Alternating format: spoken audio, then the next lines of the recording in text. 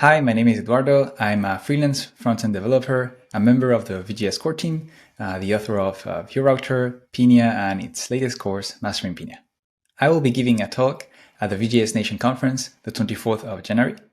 The conference is 2 days and it's free. It's a good opportunity for anybody to learn about Vue and deepen their knowledge. My talk will be about Pinia and some of the common mistakes I've seen around discussions and products I've consulted for and how to fix them. I hope to see you there for my Pinia talk. How did you become a state management expert? I don't think I became a state manager expert, but I guess that's the title people give you when you created the library for state management for Vue, so Pinia. What would you like to see more of in the Vue.js ecosystem?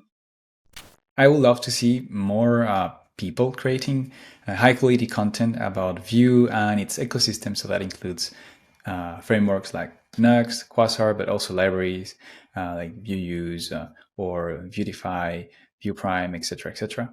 I think that these helps a lot of beginners to engage in the community, and I see a lot of content being created in other libraries or frameworks, and not that much in Vue, the Vue ecosystem. And I think it will drive the community even further to have this kind of content. What are some of the best practices you can share when working with Vue.js? I think that when you work with Vue.js, similar to most of other frameworks that follow a reactivity system, is to have a data-driven development approach in mind.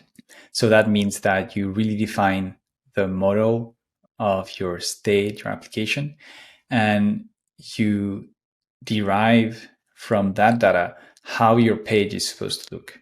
And I think that the more you follow this approach, the higher quality your Vue.js code is. Share with us an anecdote from the early days of working with Vue.js.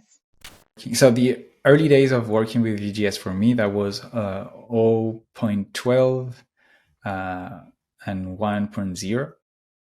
Vue.js